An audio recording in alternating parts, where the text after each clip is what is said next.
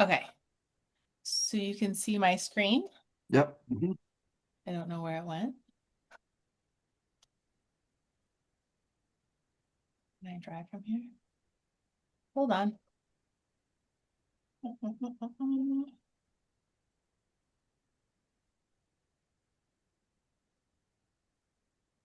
There it is. Okay.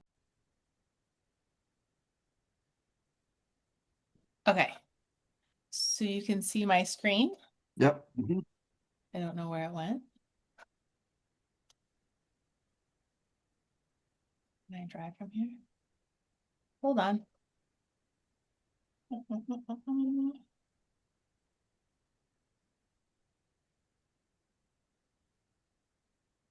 There it is. Okay.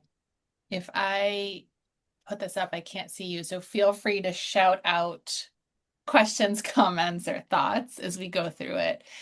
So we're going to talk today about building AI resilience. We launched My Career Navigator this morning, and it's a tool that helps build some of this AI resilience. So I can show that at the end. But we're going to talk through, and I want to keep it conversational, a case for upskilling. So how are we upskilling and reskilling our people so that they can be more AI resilient and do some of the things we were just talking about before we started recording? So you know me, I've invited Bill Becker to this call and also Kelly Cunningham's our CTO and to get some additional insights. So Bill, if you want to do a quick intro, and you were on our call last week, so some of you might know him. Yeah, sure. I am with AI Certs. My title changes, but I'm head of sales for North America. I had an office manager once that reported to me, and we changed her title to Director of First Impressions. So just use something like that. All right, all right. I Love that. like it. Kelly, do you want to do a quick intro? Oh, sure. I'm the CTO of HR Rebooted, and Michelle and I have been working on this for some time now, and we think that it's just the natural synergy between AI and HR that has kind of like drawn us together, and you know that's how we started out. We just started chit chatting about it. Michelle obviously has her experience in HR. I'm a tech guy. I'm a programmer. So when we just started talking it, I started building it, and Michelle's kind of inspired me in terms of some of the stuff that I've that we've created here. So Great. Excited to have you both. Let's start the conversation. So what are you thinking about with AI disruption from an HR standpoint, an HR practitioner, or any of us that may be on the fringe?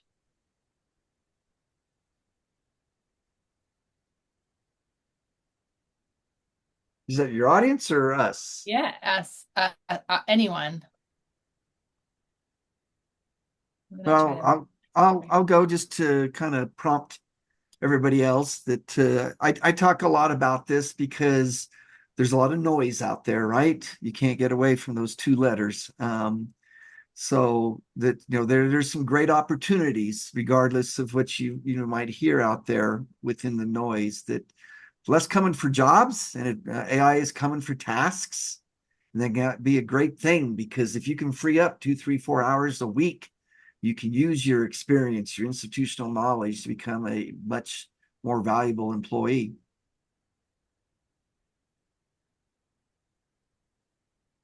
Anyone else? Is anyone talking about it inside their organizations?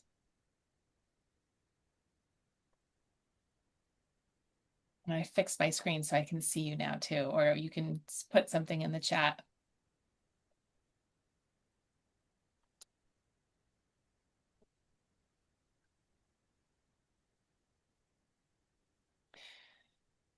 Well, I think so. I've got some other questions too. Here we'll go through. What are you worried about with AI disruption within your organizations, within your own role?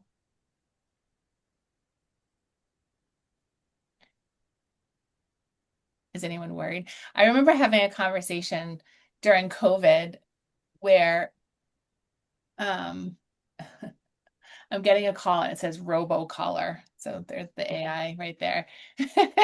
I remember having a conversation during COVID with another head of HR, and she and I were talking about the impact that COVID had on human resources. And her comment was, and I'm going to clean it up a little bit, we're doing all the stuff that we don't want to do and aren't able to focus on the stuff that really energizes us and keeps us excited.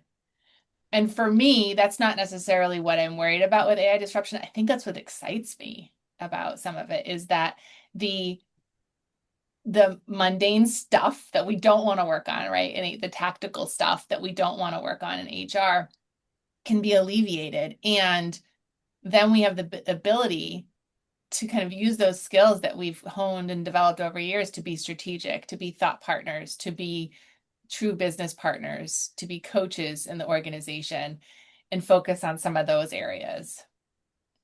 I mean, that's the exciting part, right? But to get to that, and I think that's, that there's a lot of, I think, paralysis out there because everybody knows they got to do something. So HR knows they have to do something, and they're dealing with some unique things because below them there's all this workforce anxiety. Well, is this going to take my job?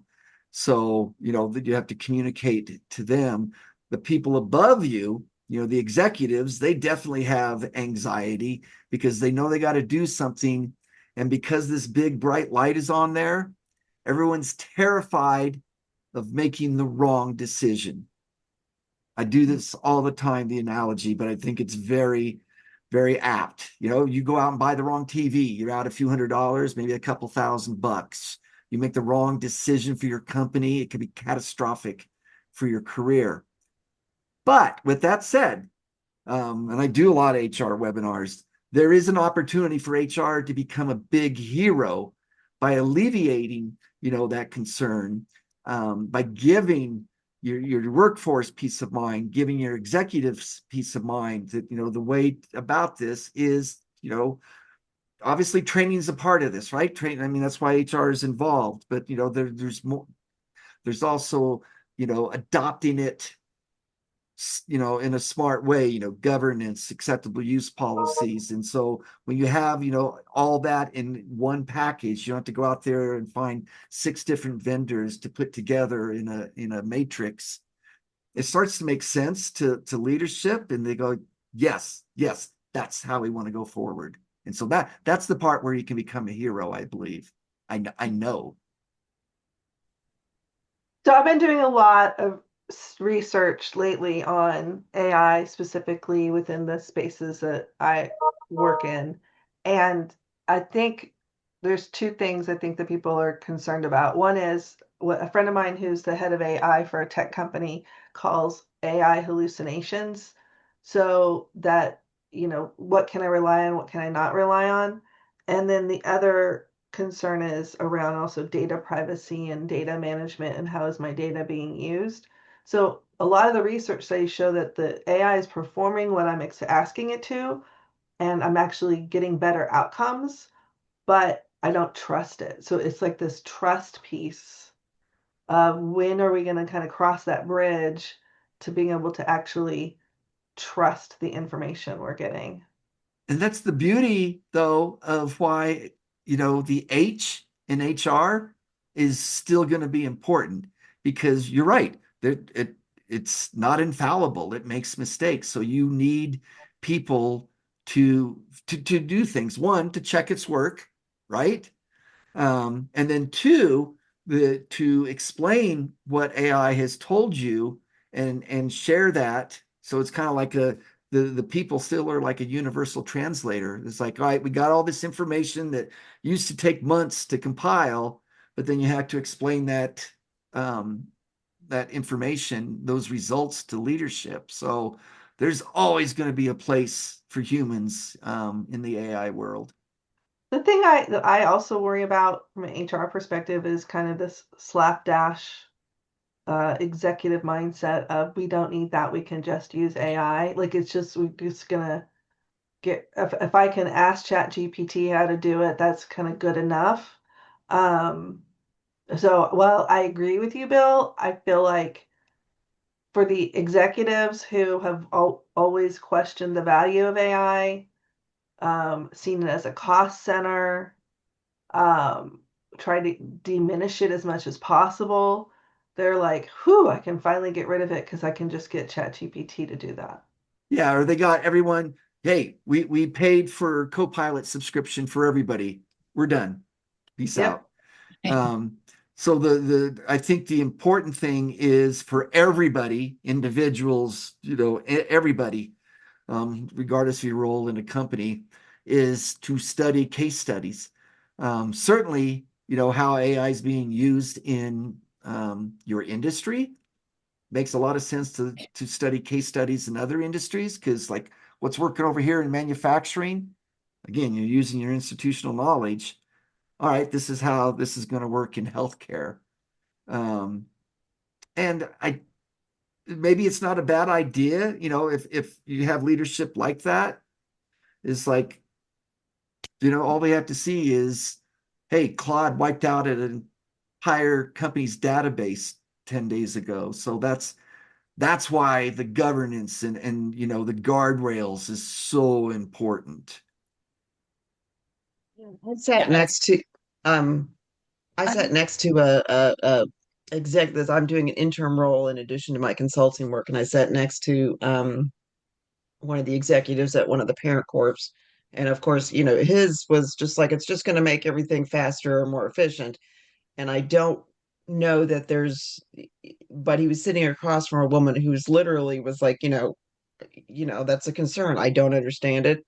I don't know how to use it. And he'd known her for he'd been her plant manager before he moved into this role. Um, so he's known her for decades. Doesn't know how it's going to impact her role. Is her role still going to be there? The company's going through some bit of disruption, but they're, trying to, it's so there's that element at play, I think, in some of these companies, but I'm not 100% sure that a lot of executives know exactly what it's going to take or what it's going to entail at their organization. I don't know that HR is in some organizations is at a place where they can articulate, where they can influence um, the conversation, influence the where it needs to go, because they're just underwater. Um, they're doing, either they're focused on too high, or they're just trying to do this high touch HR and they can't quite um, close that gap as to how we're going to educate people how to do it. What's the difference between your closed chat GPT, your open AI um, chat GPT, what should you be, that whole governance piece that's out there. It's a lot to learn. It's a lot to pick up. It's moving really, really fast. The executives want to hit the go button, but I don't know that there's a lot of organizations that are ready, particularly in manufacturing. That's where I spent a lot of time at, that are even ready to that have a system in place to make that workable. I mean, we're still trying to go figure out how to, navigate our ERP system at this point. So, Yep. that's what I worry about, is that there's no alignment between the speed at which these different levels in the organization want to move. Yeah. Great feedback. Go ahead, Lillian. Yeah, so I want to share a few things that I have observed because I am in the market recruiting senior executives in HR and then also in finance. And the thing that I have noticed whenever I'm interviewing HR practitioners is that a lot more HR practitioners are more well versed in AI.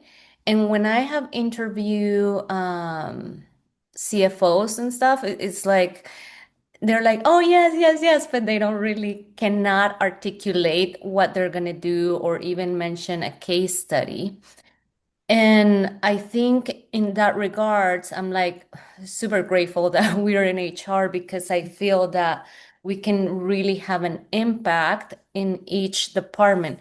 Now, the thing that I do find concerning because I work as an HR consultant, right? And um, what I have seen is trying to navigate where I add value because, I see a lot of HRS systems are getting very good at doing things that, as an HR consultant or independent consultant, I used to do, especially with leaves. I heard that Microsoft is going to create um, an HR advisor or something like that, that is going to be at some cost to companies and stuff. And so those things are, I mean, they're concerning, but at the same time, I feel that the way I see it is like we're navigating what AI does and what we do. And the other thing that I have found out is that there may be work around auditing, a lot of auditing. That's my sense, just because as who was it who mentioned it, Alessandria or Bill, that AI does hallucinations, No, that right? was me. Yeah. That was you, right? And so I feel that right now it's more like navigating and having an understanding that what AI already does for us and where we come in to manage the AI. Kind of like we're the rider and AI is the horse. Hmm. I like Yeah. that. I mean, you think about this, every technology breaks, right? I mean, it's not if, it's when. So, and because there's so much hype, the people doing the hype don't want to talk about the hallucinations and the mistakes. But if you know going in that, there's some good things, you just, for older, those of you old enough to remember, the old saying, trust but verify. I mean, that really applies to AI. And the smart executives realize it's already in their company, whether they approved it or not, which is simply, people using ChatGPT on their own. But, they may be putting company information in there in a prompt, which is a definitely no-no. So I think that's where it goes back to be able to become a hero is saying like, look, these are some of the guardrails we got to think about. And then light bulbs go on. They go, oh, yes, thank you so much for, you know, a lot of times it's common sense. And we all know that common sense is not always common, but just everything, there's so much on people's mind, business, the world.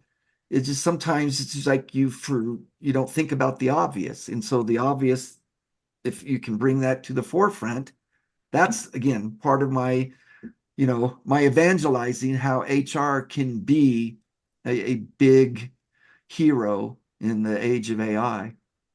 Hmm.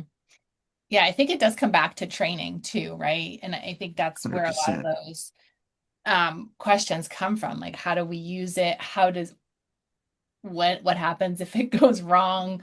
It comes down to governance, and training is a piece of governance, but really training and then retraining. So I have a slide on that later, but I think that you can train people today, but tomorrow there'll be something new because this technology, to Dara's point, is changing so rapidly, right? So you need the foundational training, and then you can do the incremental on top of that and continue that training to get people AI ready, it's Bill likes to say, or get them to build that resistance and start to be able to understand how they work with AI and how that works in the organization.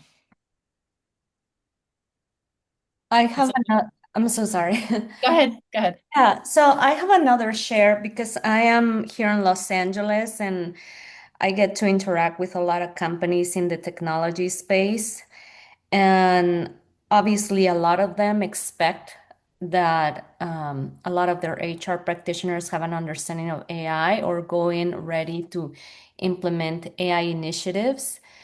And the shift that I feel that from HR, as I interview HR practitioners, is that we look at our value from a perspective of risk management and not so much revenue generation.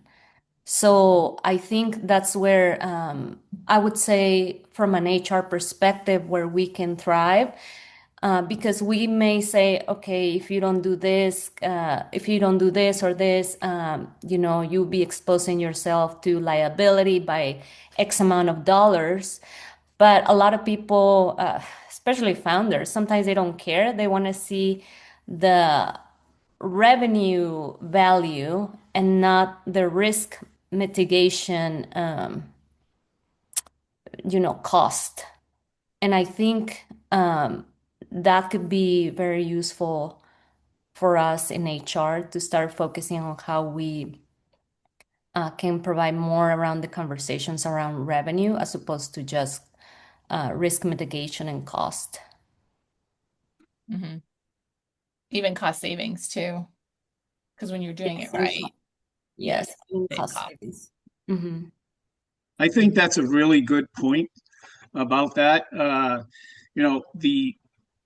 The risk mitigation is obviously very important, and those are the one things that you hear the horror stories about companies not doing anything and being sued for this and that. But I also think that the average company is looking for the productivity value of AI, and that's really what they're focused on. And sometimes they're of the opinion that that won't happen to me type of thing. So they kind of they're more interested in the productivity part, the ROI part, than they are in terms of the governance part or the risk mitigation part, which is what governance really is about, right? Risk mitigation. So I think you do, when you're talking about AI, you do need to talk about both of those things. You have to acknowledge that the reason AI is catching on is because of its potential for productivity enhancement, which is very great. I mean, the speed factor alone is amazing. But you also have to realize that there are definite issues with using AI that can really put a company in a bind if you don't pay attention to them. Hallucination is just one of them. There's also drift, there's injection, which is like someone in your company internally intentionally trying to use the AI to break your system in some way. You have to protect against that because you are giving them a powerful weapon. And if you give them a powerful weapon, they can misuse it internally. And so, and there's also there's the thing called focus or range, and that is that sometimes you'll ask an AI a question and it'll answer something that's completely different. They're not even, or they'll over answer it and they'll give you way too much information. So there's stuff like that that you just have to be on the alert with in terms of managing the risks, because those risks are very real and they can cause a company real harm. But of course, the productivity benefits can, you know, that can make taking those risks very attractive. Hmm. Kelly, I would love to follow up on that because one thing I don't hear talked about, I am starting to see more and more headlines is, you know, companies wipe out, 10,000 people and they're using AI. But then they start seeing, oh, token costs. So the actual money going out to pay for AI, no one really thought about. So I was wondering if just kind of like on a high level, if you can talk about that the more you use Sure. AI, there's actual some very hard dollar costs there. There are, but to tell you the truth, I mean, and see, this is one of the things that I think part of this discussion needs to be brutally honest, and brutally honest that if it's the same job, the cost factor is like 1 to 50. I mean, you're paying a penny. If you're paying 50 cents for a human, you're paying a penny for for the AI. Now, that goes with all the caveats that I just said. There's risks involved and everything else, but the productivity is real with AI. Mhm. You just Mhm. have to realize that it's real, but not perfect. And you have to manage those risks. Just because I'm a software engineer and I've been using this, I'm a senior guy, so, you know, I can really oversee using AI for software development and really make the most of it and really tell when it makes mistakes. And I know it and so on. And it definitely makes mistakes. I have actually had to have the AI rewrite something completely and more than once that it gave me that was just not working. So, but even considering all that, I would say that productivity increase in terms of software development itself is a 50 to 1. It's 50 times faster than the fastest engineer I have ever known. I mean, it's just remarkable how much it increases productivity. But again, you just have to have those caveats. You have to manage it. Because if you don't manage it, your risks might end up destroying all those potential benefits. Helene wants to say something. I'm just going to call her out so she can jump in. Sure.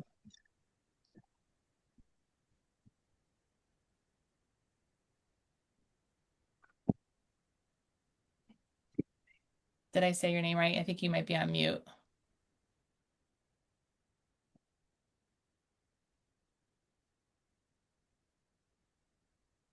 Okay. Well, if you want to jump in, just feel free to shout it out. Or put it in the chat. Or put it in the chat. Yep, we can definitely use that as well. So that's great. I think that there are some concerns around AI disruption, even maybe AI adoption. And so I'm going to skip that. So my next question is, what are you doing about it? Oh, there you are. No, you're back on mute. Sorry.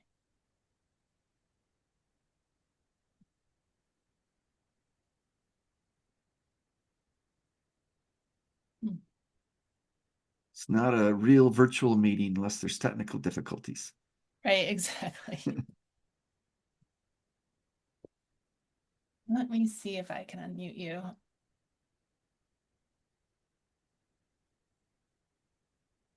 There you go.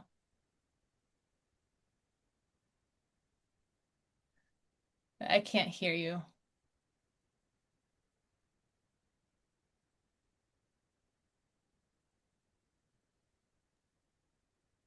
She's saying she can't unmute on There the she chat. She says she can't unmute. unmuted now. So maybe Helene put it in the chat and I can be your voice for you. I don't know what's going on. But while we're doing that, is there anyone else that wants to speak to this, what they're doing about AI disruption?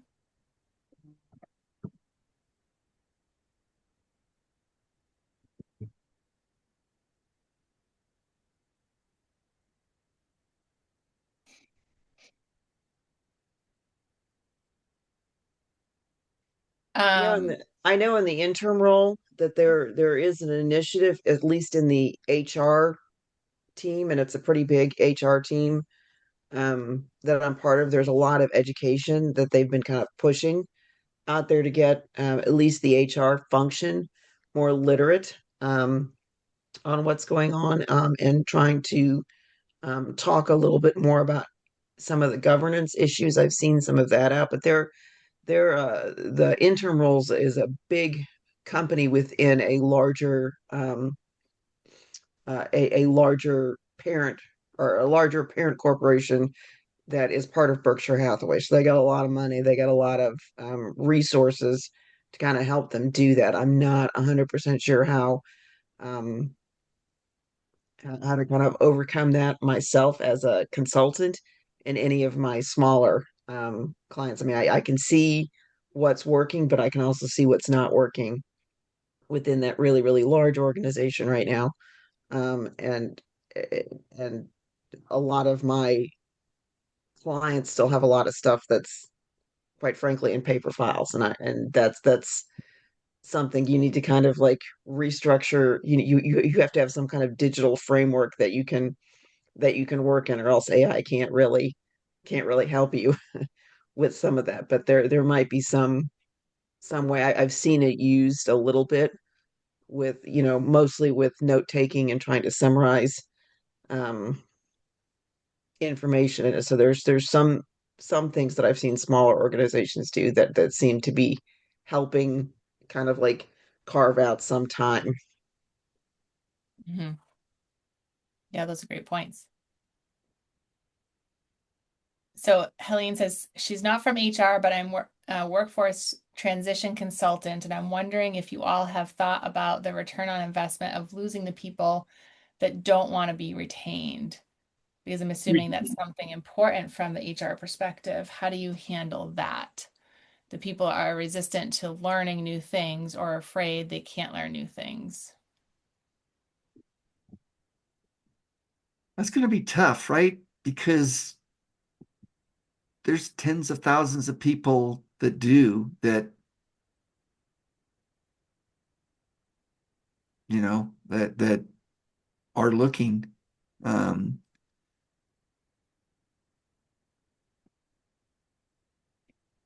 there's always going to be fear, but hopefully, these conversations and the conversations that you take away from this and have that, to help get through the noise and say that this is what's real. This is the opportunity. Nothing's easy in life, right? But um, and I think when we get into the training portion, kind of share here in the next few minutes, stuff will start to make sense because then it's like, all right, yeah. I mean, everybody's looking, they're afraid to make a decision, and because they have no way to, what's the first step? I'm so terrified of making a mistake. I don't even know what the first step is. First step, is, some basic training, just basic AI literacy. What's real, what's not, what are some, high level things of what not to do. I've been in the training business for a long time. I am old. Uh, and, what not to do is just as valuable, sometimes even more valuable than, a best practice. Mhm. We had a conversation similar to this a couple of Rebels calls ago, maybe a couple months ago. And somebody was asking, I think it was Jennifer, was asking, she has employees that don't want to learn it or don't want to use AI because they're concerned about things that are outside of the organization's control, like the environmental impact. And so I think, to your question, Helene, I think the best, the not best, right, but a good place to start that I think is just to talk to them and figure out why, right? Why are they hesitant to do retraining? Why are they hesitant? Like, what are their concerns?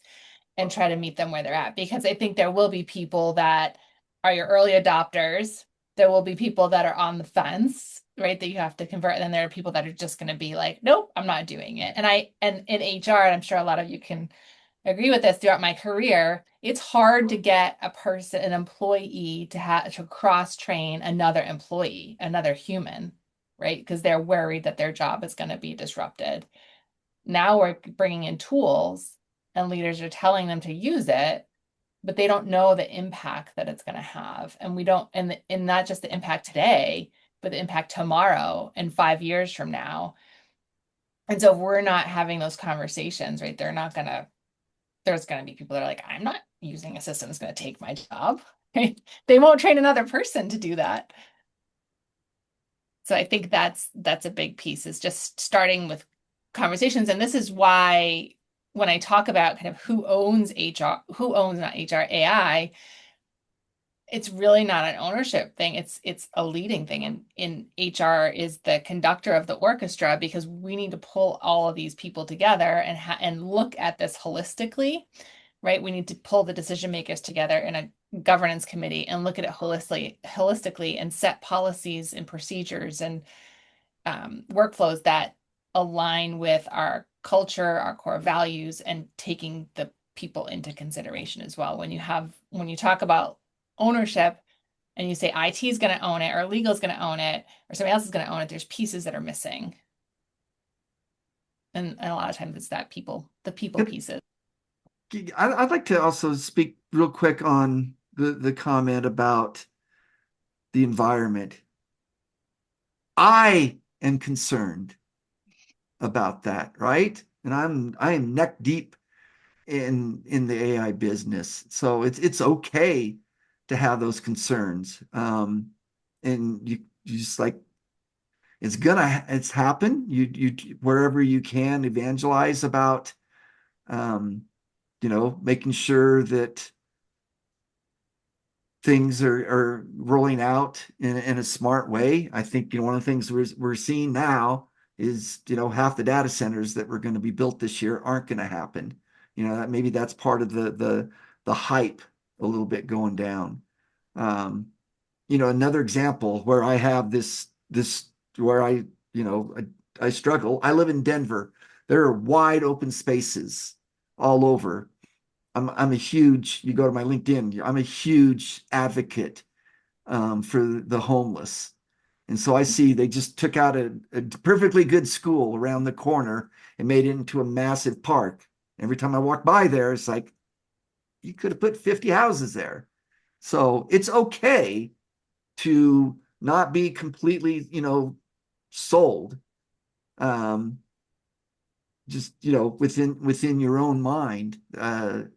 But it is something that's here. It's something that's not going to go away. There are some really good things about it. And you can be, your own champion as far as, helping others, overcome the anxiety and become a better employee. Because in the end, forget all the big time hype and, it's going to change the world, maybe. But we do know it can make more valuable employees. And especially with the group that we have here, that's a big charge that you can lead. Mm-hmm. I think that's a great point. And when we talk about disruption, I'll glaze over this slide to get to some of the meat of it, of what do we do about it, is that I did a search for disruption with AI and I did some additional research. There's not a clear number out there, right, on what's happening. I think there's a lot of talk about it, but there's not necessarily a clear number. So I saw anything from 330,000 jobs lost to AI in Q1 to 81,000. And then only a percentage of those were claimed to be due to AI. So it's hard. There's a lot of noise out there. The other cool thing is that this last comment, the World Economic Forum projects 170 million new roles and 92 million will be displaced. So we're going to see things shift, but we're also going to see new roles. And that's where I think HR has a great opportunity to think about how do we build the workforce of the future using both human and AI resources and having them kind of simultaneously working in the organization. And so less about layoffs and more about how do we shift and reshape our organization.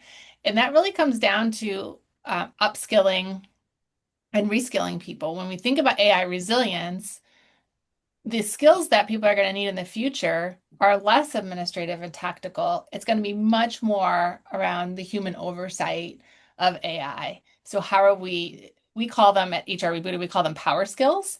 And so critical thinking, emotional intelligence, creative problem solving, communication and persuasion. We've talked a lot about communication already on this call.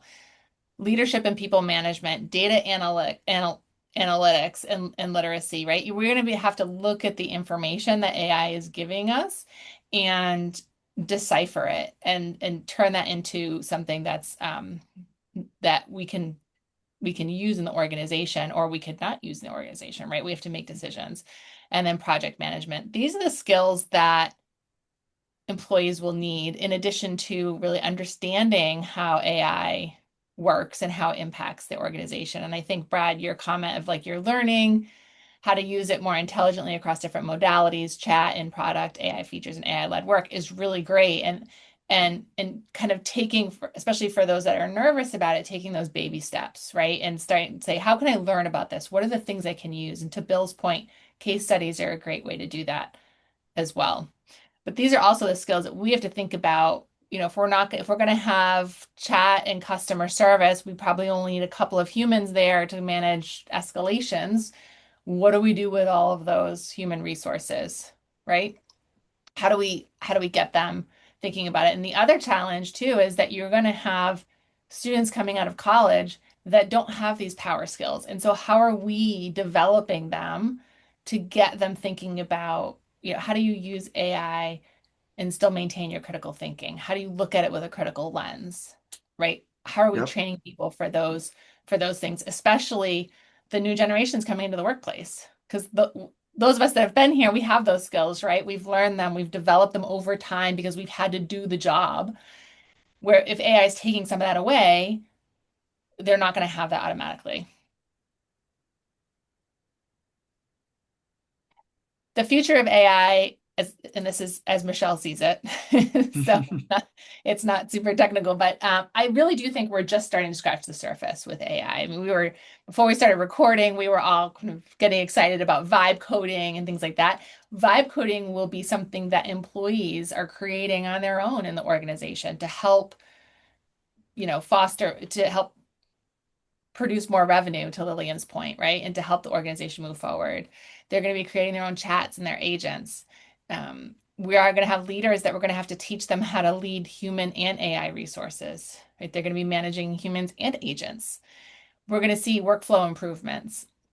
And we're already starting to see AI agents as well, but that will continue. However, what Gartner is saying now is that 40% of those agentic AI projects will be canceled due to escalating costs, unclear business value, or inadequate risk controls. Why is that? Because we're not starting with a strategy. We're not thinking, we're not using those power skills, right? So we have to build those in the organization. And when you do that and you add in governance, you get much more adoption. So this chart was done by Kelly's nephew, I believe. But it tells a real story of adoption still being significantly low. I mean, the highest you see here is 35%, and that's OpenAI. And so, 35% is probably tech companies. We're seeing that. So that tells a story, right? That we are not communicating, we're not training, we're not governing this, and so people don't know how to use it, or they're using it under their desk because there's really no policy, or your policy is not to use it. So in any case, you have to be thoughtful about how we are integrating AI and how we're going to upskill and reskill people so that we're getting productivity out of it and we're getting adoption and we're ready for the future.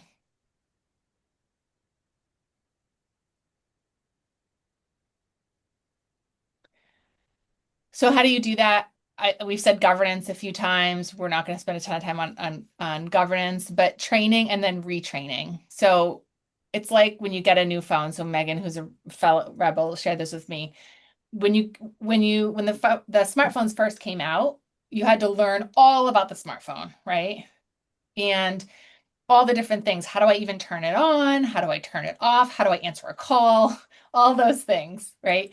And now you've had the phone for a long time. When you get an update, you just kind of are retraining and learning the update. You don't have to learn the phone all over again. And so it's the same thing with AI, right? You need to have the basic training, give everybody the training that they need for AI.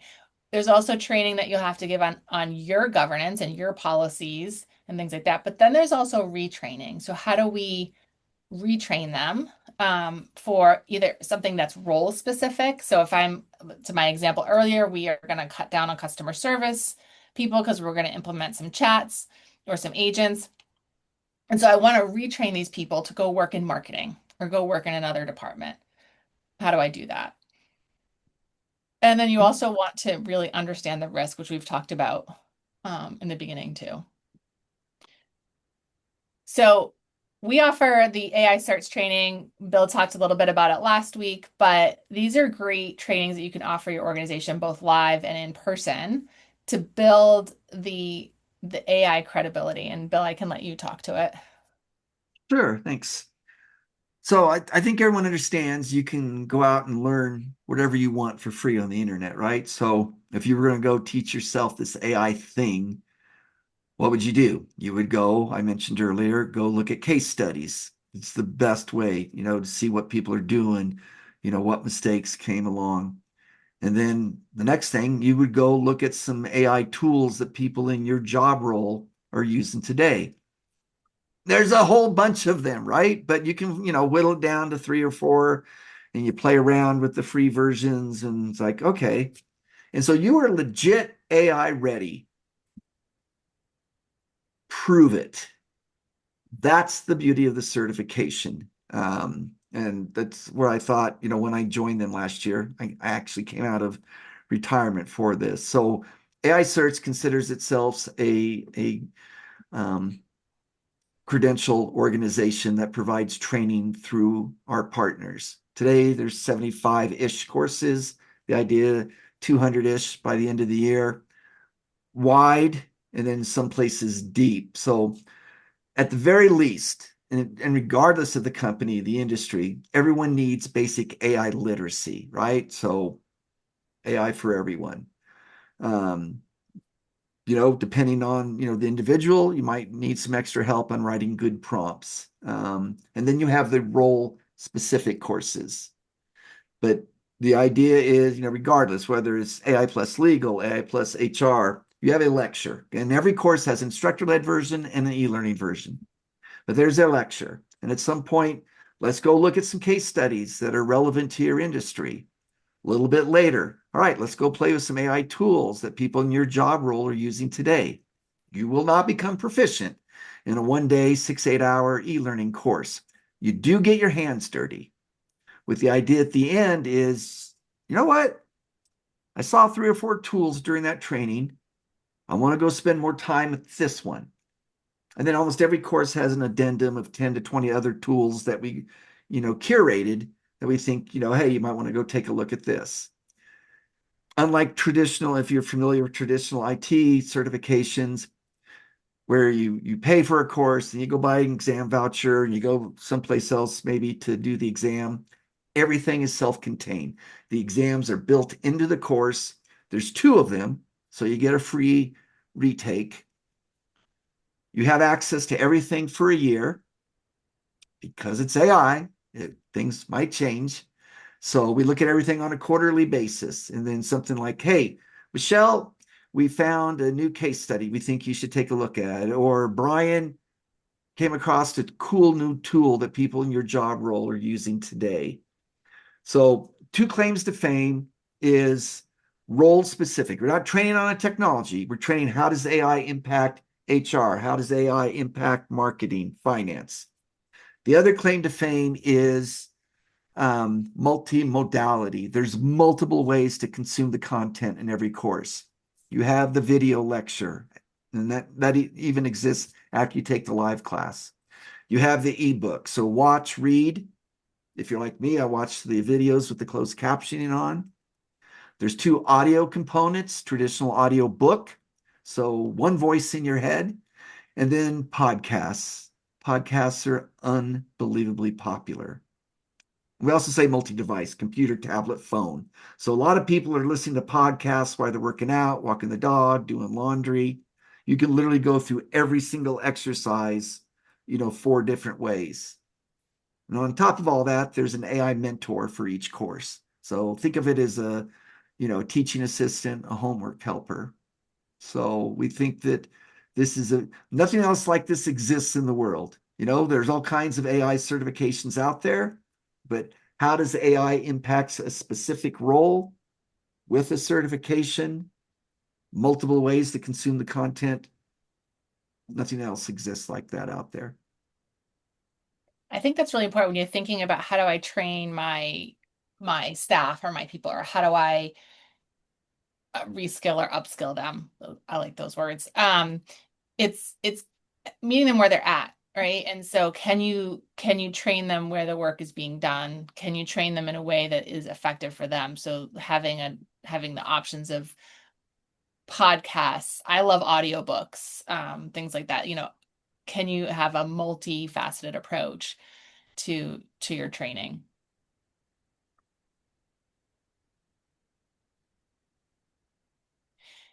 So, the other thing on that, on the certifications, and this would be a question for everybody, is, with HR job postings, a lot of times it says you have to have the certification, the HR certification.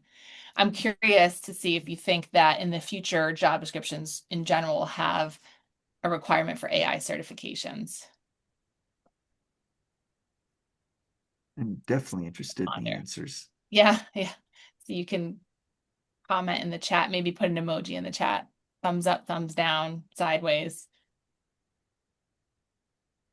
So this morning we launched My Career Navigator. This is a free tool that you can use. It's out there, and so anyone can access it, and it will give you a risk assessment for your role. So you can go in and type your role. If you're doing this with an employee, you could do it side by side with an employee. You can do their role. If you're doing it quietly, you can do somebody else's role in the background to really understand the risk. It tells you the percentage of risk for today, tomorrow, in the future. So you can go up to 10 years. And this will change over time, right? As we get more and more information on AI and the disruption.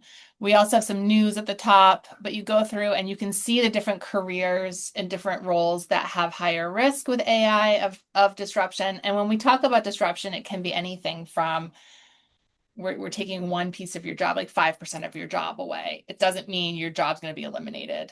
And so it's really how your job will be reshaped. And then we have in there also the training is in the system as well. So if employees want to take other trainings, they can go access it right through there. And then we have an option for them if anybody's using this to build a resume and also do a mock interview. So people can kind of test their interviewing skills prior to taking the interview. But it's a really great way for you to think about what roles in the organization will be disrupted. And we are working on launching a workforce navigator tool, which will tell you just that. And using some of this data that we're gathering from My Career Navigator.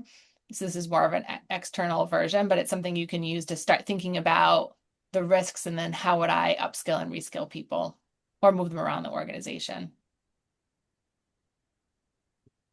Yeah, and Lillian, that's a really great point. So I don't know about certifications, but definitely during interviews, you will need to be able to articulate your AI initiatives in a way that makes sense.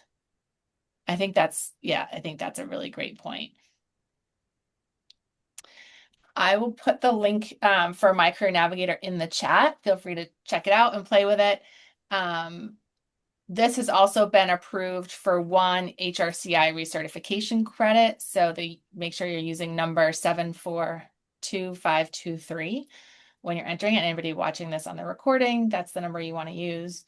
And I know we're right up against the clock here. So any other questions, thoughts, comments? I know we're kind of wrapping up, but I do want to share an experience I'm having with a client right now where we're doing talent management or their individual development plans or IDP process using AI. So I'm actually integrating it into the training. We've loaded up all of their jobs, their skills, and it helps them evaluate kind of where they currently are, identify opportunities to do on-the-job training and build their development plan, helps with how to have conversations about it, et cetera, et cetera. But we've also included, a big call out that this is only information and shouldn't be taken as action. So I think kind of as we think about training, one of the ways I think people are being trained is just learning by doing and getting in there and getting their hands dirty. Yep. Yeah, I think so too. I've learned a ton, like I showed that video before, just by playing around with it. And I think that's a great place to start. Thank you. Any other questions, thoughts, or comments? Kelly or Bill? I would just encourage everybody to take a look at the My Career Navigator. Just, I mean, for personally, but also if you know anybody who's essentially afraid of what's happening with AI disruption, and it really helps. It helps you plan where you might want to go from from a role that's, you know, kind of like being disrupted to another role that is maybe not so disrupted, and it lets you plan that. It gives you a transition plan to get there, and it helps you build a resume. I mean, there's a lot of features in this that are really good for the person who is nervous about AI disruption. I think one of the things, and I I missed the last part. You know, when and maybe it wasn't there when I went through it, you know, a few weeks ago. But so yeah, it talks about help come up with a plan and everything. But then, as Kelly said, it, you know, helps, you know, update a resume. But the things I thought were outstanding at the very end was the interview prep.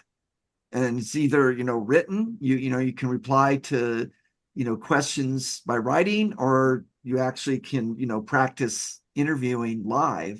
And I think that was an outstanding feature. Right. And you could also put a job description in there or have it generate a job description for a role. And then you can go through the mock interview to maybe get some questions you might ask during the interview if you're the interviewer. So we are at time. I appreciate everybody joining today. And next week we're doing vibe coding for HR. And we will see you then. Thank you, everyone. Thanks, everyone. Have a great rest of your week. Thanks, Michelle. Bye. Bye. Thank you.